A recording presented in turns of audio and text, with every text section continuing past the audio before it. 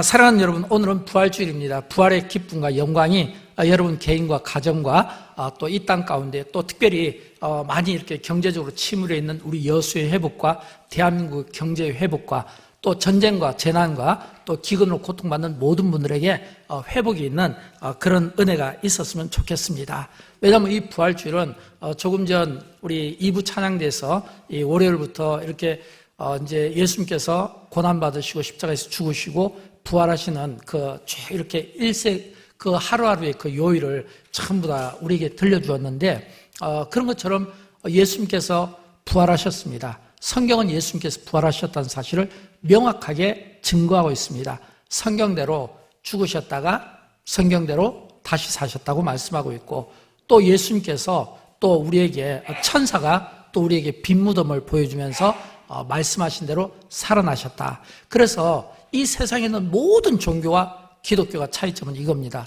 세상에 있는 모든 종교는 전부 다 그 창시한 사람, 그 지도자의 무덤이 있습니다. 근데 기독교는 무덤이 없습니다. 왜냐하면 예수님께서 부활하셨기 때문입니다. 그래서 성경에 보면 마태복음 28장 6절에 보면 천사가 여인들에게 뭐라고 말씀하냐면, 그가 여기 계시지 않고 살아나셨느니라. 그가 말씀하신 대로 살아나셨느니라. 와서 그가 누우셨던 곳을 보라. 이 말은 와서 예수가 누워있던 그 자리를 보라. 이 말은 뭐냐면 이미 예수님이 부활하셨기 때문에 빈 무덤이거든요. 그래서 기독교는 이 빈 무덤을 우리에게 말씀해주고 있고, 그리고 세상에 있는 모든 종교가 도덕과 윤리와 선행을 강조하고 있지만, 그러나 그들이 말 못하는 게 하나가 있어요. 그건 뭐냐면 부활입니다. 근데 여러분 아십니까? 세상의 모든 종교 가운데 부활을 강조하고, 그리고 이 부활을 증명하는 것은 오직 기독교밖에 없습니다. 왜냐하면 예수님의 무덤이 빈 무덤이기 때문에 그렇습니다. 또 동시에 예수의 부활은 오늘 우리에게는 많은 회복과 또 우리에게는 구원을 선포하는 말씀이 됩니다. 우리가 조금 전에 이사야 45장을 읽었잖아요. 시간이 이렇게 흘렀기 때문에 기억을 못 하실지 몰라요. 그러나 이렇게 한번 생각해 보십시오. 제가 이사야 45장과 이사야 44장에 있는 내용을 짧게 한번 설명을 해보겠습니다. 이사야 34장과 35장입니다. 이사야 34장과 이사야 35장은 이 성경에 나오는 창세기부터 요한계시록까지 있는 내용 가운데 가장 극명한 대조를 이루는 내용이 이사야 34장과 이사야 35장입니다. 이사야 34장은 여호와의 심판을 강조합니다. 여호와의 심판을. 그리고 이사야 35장은 여호와의 구원과 영광을 강조하고 있습니다. 근데 이 이사야 34장이 이 여호와 하나님의 심판을 강조하고 35장은 구원을 강조하는데, 동시에 나타난 그 지점이 뭐냐면 예수 그리스도의 십자가와 부활 사건입니다. 그러면 조금 더 여러분의 이해를 돕기 위해서 이 이사야 34장은 어떤 내용을 가지고 있냐면 하나님의 심판이거든요. 근데 하나님의 심판을 강조하는데, 먼저 34장 여러분의 이해를 돕기 위해서 1절과 4절을 보면 여기에서 심판의 대상이 나와요. 하나님의 심판의 대상. 여러분, 하나님은 반드시 심판하십니다. 그리고 이 심판에는 중립지대가 없어요. 그리고 이 심판의 대상이 나오는데 1절에 보면 열국이요, 민족들이요, 땅과 땅에 충만한 것이요, 세계와 세계에서 나는 모든 것이요. 이 말은 온 세상 세계를 다 이야기하는 거예요. 그리고 4절을 보면 하늘의 만상. 이건 뭐냐면 온 우주를 이야기하는 겁니다. 그러니까 하나님이 심판할 때는 온 세상과 온 우주가 전부 다 심판의 대상이 된다라는 것을 말씀하고 있고, 그리고 34장에 보면 그 내용이 보면 하나님께서 세상을 심판하실 때 굉장히 끔찍해요. 왜냐하면 성경 전체에서 이사야 34장과 35장이 극명한 대조를 이루는데, 이 말은 뭐냐면 심판에 대해서 굉장히 무서운 말을 쏟아낸다는 겁니다. 여호와께서 진노하사, 여호와께서 보복하사, 여호와의 칼이, 그리고 이 사체들, 나는 그 냄새가, 악취가 세상을 진동할 것이고 피가 이 산을 물들일 것이다. 여러분, 피가 산을 물들인다고 하면 상상을 해보십시오. 그러면 이거는 굉장한 많은 사람들이 죽게 되겠죠. 그리고 여호와께서 보복하신다라는 거거든요. 그러니까 이 이사야 34장을 가만히 생각하면 하나님이 세상을 심판하시고 온 우주를 심판하실 때 굉장한 하나님의 그 진노가 막 있게 되는 거예요. 진노가. 근데 여기서 잠깐 우리가 생각할 것은 하나님은 우리를 심판하신다는 이야기가 성경에 보면 굉장히 많이 나와 있어요. 노아 홍수 사건 때도 그렇고 바벨탑 사건 때도 그렇고 소돔 고모라 사건 때도 그렇고. 근데 우리가 제일 듣기 싫어하는 말이 있죠. 그게 뭐냐면 우리는 복을 좋아합니다. 복을 좋아해요. 그래서 복을 좋아해서 성경에 보면 하나님은 우리에게 복을 주신다고 이야기해요. 여호와는 내게 복을 주시나니. 근데 우리는 복을 너무 좋아해서 복만 가지고는 양이 안 차니까 축복이라는 단어를 좋아하는 거예요. 축복을. 그래서 막 하나님 축복 없어서 하나님 축복 없어서 라고 하는데 그것은 사실은 잘못된 표현이에요. 왜냐하면 여호와는 우리에게 복을 주시는 분이세요. 축복은 내가 빌어주는 것이지 하나님이 축복을 빌어줄 수는 없잖아요.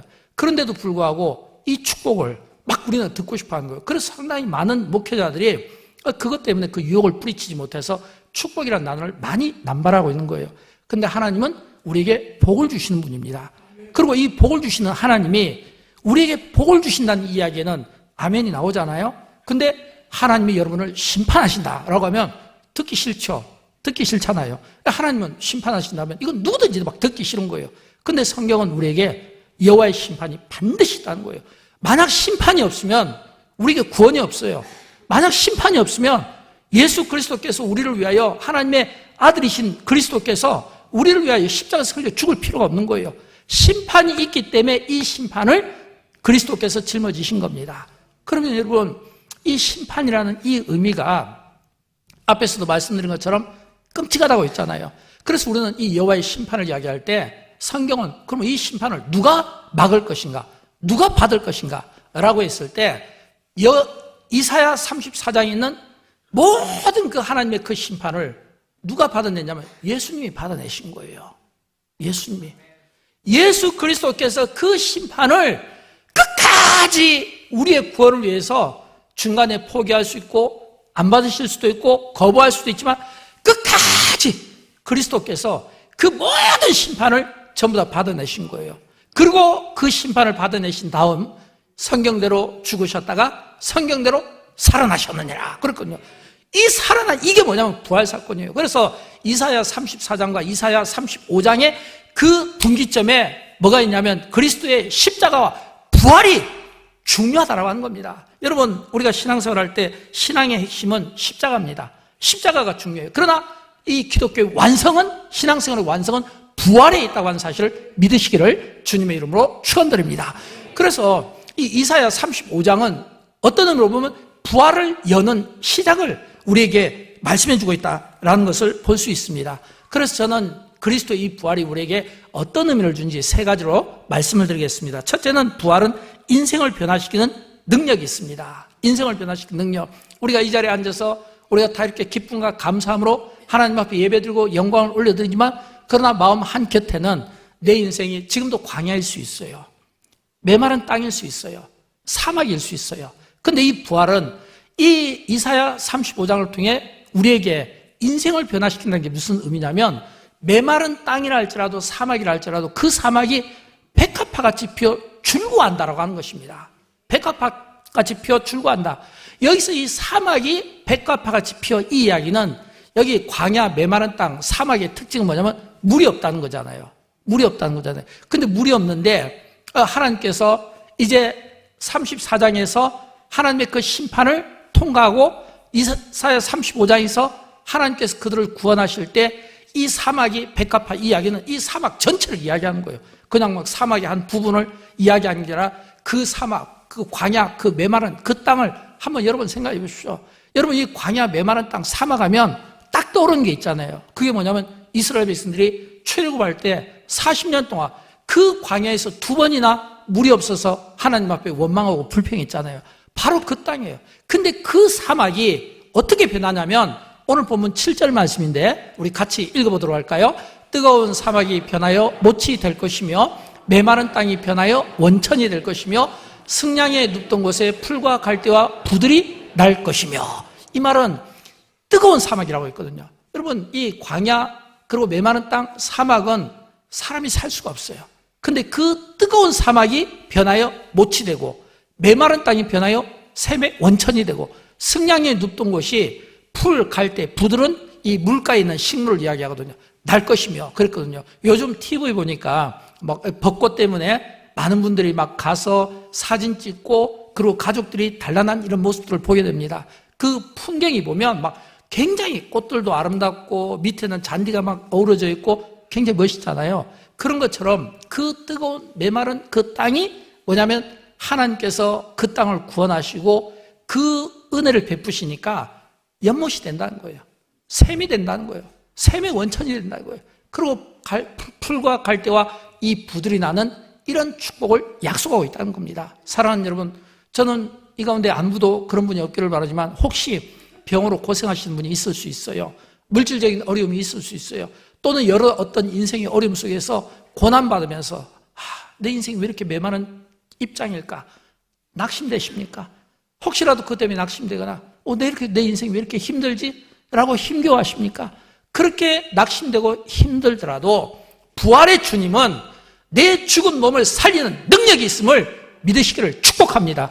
부활의 능력은 내 삶이 시대에 빠지고 낙심되고 내가 오갈 데 없어서 굉장히 어려운 그런 인생에 좌절이 되어서 절망 가운데 있다 할지라도 그 절망을 변하여 기쁨이 되고 그 절망이 슬픔이 변하여 찬송이 되도록 부활의 능력은 바로 그런 거예요. 오늘 저와 여러분 우리 모든 인생 가운데 전부 절망이 회복으로 탄식이 찬송으로 변화되는 부활의 능력을 부활의 주님이 여러분을 만나주심으로 여러분의 인생이 변화되기를 주님의 이름으로 축원드립니다. 두 번째는 부활은 연약한 자를 일으키는 능력입니다. 오늘 보면 3, 4절을 같이 읽어보도록 할까요? 너희는 약한 손을 강하게 하며 떨리는 무릎을 굳게 하라. 겁내는 자들에게 이르기를 굳세어라. 두려워하지 마라. 보라 너희 하나님이 오사 보복하시기를 갚아주실 것이라. 하나님이 오사 너희를 구하시리라. 아멘. 여러분 여기 보면 약한 손, 떨리는 무릎, 겁내는 자들 있잖아요. 어떤 의미로 보면 이게 오늘 우리의 모습이에요. 왜냐하면 여러분 오늘 우리의 인생이 우리가 참 당당하고 건강하고 자신 넘치는 것 같지만 그러나 사실은 우리의 삶에 그 살아가는 삶의 여정을 보면 힘들 때가 많이 있잖아요. 때로는 힘이 들어서 내 손이 약할 때도 있고 때로는 내 무릎이 막 떨릴 때도 있고 근데 저는 당연하다고 생각합니다. 왜냐하면 우리가 인생을 살아가면서 이 인생이라는 이 광야 앞에 이 인생이라는 이 파도 앞에 우리가 흔들리지 않을 수가 없는 거예요. 중요한 것은 그런 흔들리는 그 인생을 향해서 그렇게 흔들리는 나를 향해 부활의 주님이 찾아와 주셔서 말씀하기를 너의 약한 손을 강하게 해주리라. 떨리는 무릎을 굳게 해주리라. 겁낸 자들에게 이르기를 두려워하지 마라. 두려워하지 마라. 너희 하나님이 오사 보복하시며 갚아주실 것이라. 하나님이 오사 너희를 구하시리라. 엄청난 이 구원을 약속하고 있다라고 한 것입니다. 사랑하는 여러분, 부활은 강한 사람을 더 강하게 하는 것이 아니라 약한 사람을 강하게 하는 겁니다. 넘어진 사람을 이렇게 세워주는 겁니다. 오늘 보면 5절에 있는 말씀처럼 이 맹인의 눈을 밝게 하고 못된 사람의 귀가 열린다. 이 이야기는 영적 상태로 맹인이 있을 수 있잖아요. 영적 상태로 청각이 닫힐 수 있잖아요. 그 닫힌 그 귀를 열어주신 분이 누굽니까? 여러분 이 말씀은요 예수님의 공생기간 중에 예수님께서 하셨던 일이에요. 맹인의 눈을 예수님께서 밝게 해주셨잖아요. 그 귀를 에바다 하면서 열어주셨잖아요. 부활의 주님이 우리를 찾아오시고 부활의 능력으로 우리가 영적으로 어두워져서 보지 못하고 영적으로 닫혀서 듣지 못하는 청각을 열어주시고 보여주시는 은혜가 있기를 주님의 이름으로 축원드립니다. 마지막으로 세 번째 부활은 은혜의 길을 여는 사건입니다. 오늘 본문 8절부터 10절 말씀을 우리 같이 읽어보도록 할까요? 거기에 대로가 있어 그 길을 거룩한 길이라 일컫는 바 되리니 깨끗하지 못한 자는 지나가지 못하겠고 오직 구속함을 입은 자들을 위하여 있게 될 것이라. 여호와의 속량함을 받은 자들이 돌아오되 노래하며 시온에 이르러 그들의 머리 위에 영원한 기쁨과 즐거움을 얻으리니 슬픔과 탄식이 사라지리로다. 아멘. 여러분 여기서 거기에 대로가 있어 라고 했는데 이 대로는 시온의 대로를 이야기하는 거예요. 그 대로가 그 길을 거룩한 길이라 일컫는 바 되리니 그랬거든요. 그럼 이 대로가 시온의 대로고 거룩한 길이라는 것은 뭐냐면 주님이 그 길을 우리에게 열어주시기 위하여 십자가에서 흘리신 그 고난의 길이고 그리고 십자가에서 흘리신 그 희생과 그 사랑의 길이고 그래서 믿는 우리에게는 이게 굉장히 은혜가 되는 거예요. 왜 은혜가 되냐면 이 길을 걸어갈 때 그 다음에 제가 읽어드릴게요. 깨끗하지 못한 자는 지나가지 못하겠고 오직 구속함을 입은 자들을 위하여 있게 될 것이라 이랬거든요. 자, 그러면 여기서 제가 잠깐 설명을 드릴게요. 이사야 34장은 그 심판의 대상이 온 세상 열방, 민족, 세계, 그리고 온 우주라고 이야기했어요. 심판의 대상이. 이 말은 하나님의 심판에서 예외가 없다는 겁니다. 중간지대가 없다는 거예요. 근데 이사야 35장에서 여호와의 구원을 이야기할 때는 여기 보면 네 번째 줄에 나오잖아요. 오직 구속함을 입은 자들을 위하여 있게 될 것이라. 여호와의 구원은 누구에게요? 구속함을 입은 자들, 하나님의 구원을 받은 자들, 하나님의 자녀들, 하나님께로부터 택함 받은 저와 여러분이 바로 구속함을 입은 자들인 것을 믿으시기를 주님의 이름으로 축원드립니다. 그리고 그 구속함의 그 구속함의 은혜로 우리가 구원을 받게 되고, 이 구속함의 은혜의 이 대로, 이 시온의 대로로 오늘 저와 여러분 우리가 나아갈 수 있는 그런 특권을 우리가 가졌다고 하는 것입니다. 그래서 우리는 어떻게 해야 될까요? 우리가 구원을 기뻐해야 되겠죠. 구원을 즐거워해야 되겠죠. 이 제일 끝에 보면 슬픔과 탄식이 사라지리로다 그랬거든요. 하나님의 구원이 임하는 자들에게 주시는 은혜가 뭐냐면, 하나님의 구원은 예수 그리스도 그 십자가의 그 피와 그 사랑으로 우리가 구원함을 얻고 예수님이 부활하여 주심으로 부활의 첫 열매가 되었다는 것은 그리스도께서 재림하실 때 모든 자들이 재림하게 될 것을 우리에게 약속해 준 말씀이고, 또 그리스도께서 부활하셨다는 것은 또 마지막 그 심판의 때에 살아있는 우리가 또 그대로 그리스도의 이 재림의 때에 그 영광스러움을 또 우리가 맞이하게 될 거라고 하는 거예요. 그러니까 우리의 인생은 어떤 인생이 되냐면, 비록 우리 인생이 광야와 같이, 우리 인생이 메마른 땅과 같이, 또는 우리 인생이 이 사막과 같은 인생이라 할지라도 그 인생에게 기쁨과 즐거움이 올 것이고, 기쁨과 즐거움이 올 것이고, 슬픔과 탄식이 사라지게 될 것이다. 오늘 구원함을 받은 우리에게 주시는 이 약속의 말씀을 저와 여러분이 믿기를 진심으로 축복합니다. 사랑하는 여러분, 이 가운데 없기를 바랍니다. 진짜 없기를 바라요. 그러나 없기를 바라지만 혹시라도 여러분의 인생 가운데 사막이 있습니까? 그리고 여러분의 인생 가운데 혹시라도 메마른 땅이 있습니까? 혹시라도 광야가 있습니까? 부활의 주님이 우리를 위해서 부활하셨다는 것은, 이 부활은 그냥 신학적인 어떤 교리적인 이 부활이기 이전에 우리의 삶을 완전히 바꾸는 거예요. 세상을 완전히 바꾸는 거예요. 여러분, 세상을 바꾸는 힘이 어디에 있습니까? 저는 부활의 능력이 있다고 믿습니다. 세상을 바꾸는 힘이 정치에 있다고 믿지 않습니다. 권력에 있다고 믿지 않습니다. 어떤 군사력에 있는 게 아니라 세상을 바꾸는 힘은 예수 그리스도, 바로 그 부활의 능력에 있다고 하는 사실입니다. 그래서 예수 믿는 우리는 반드시 두 가지를 해야 돼요. 첫째는 뭐냐면 부활의 증인이 돼야 됩니다. 여러분, 이 부활은 우리가 기뻐하고 즐거워하는 것으로 끝나면 안 돼요. 우리가 하나님 앞에 찬양한 것으로 끝나면 안 돼요. 부활의 진정한 목적은 뭐냐면, 성경을 보면 이 부활의 진정한 목적은 부활의 소식을 들은 자들은 하나같이 나갔다는 거예요. 예수님이 부활하셨다, 성경대로 죽으셨다가 성경대로 살아나셨다, 우리가 그 증인이다. 부활은 반드시 증거가 필요한 거예요. 저는 여러분이 나가실 때 다 계란을 갖고 나가실 텐데, 이 계란을 갖고 나가서 이 계란이 어떻게 보면 이게 얇은 막으로 되어 있잖아요. 그 안에는 이제 뭐냐면 이 병아리가 부화하기 위해서 준비하고 있잖아요. 그러니까 어둠, 사망, 무덤을 깨트리고 부활하신 그리스도를 상징할 때 누군가가 이 계란을 표현한 것 같아요.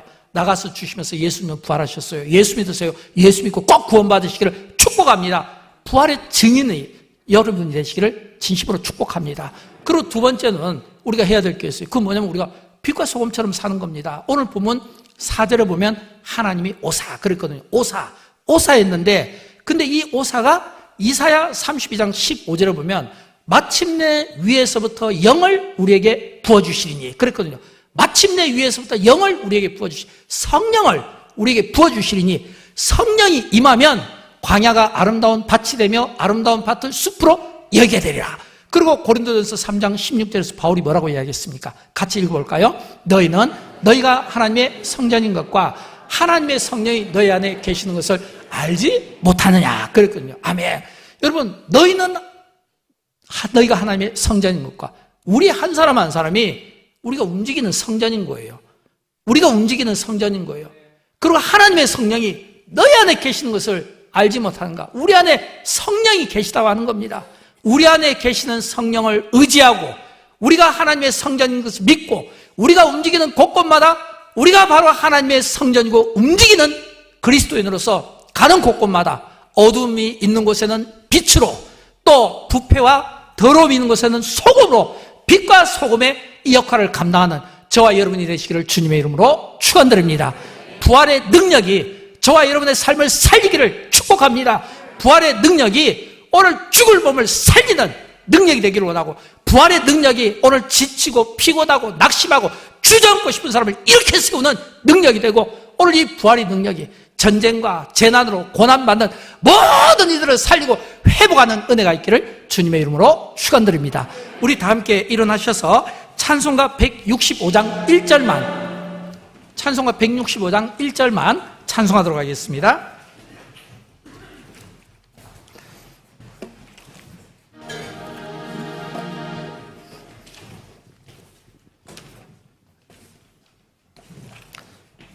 찬송가 165장 1절입니다.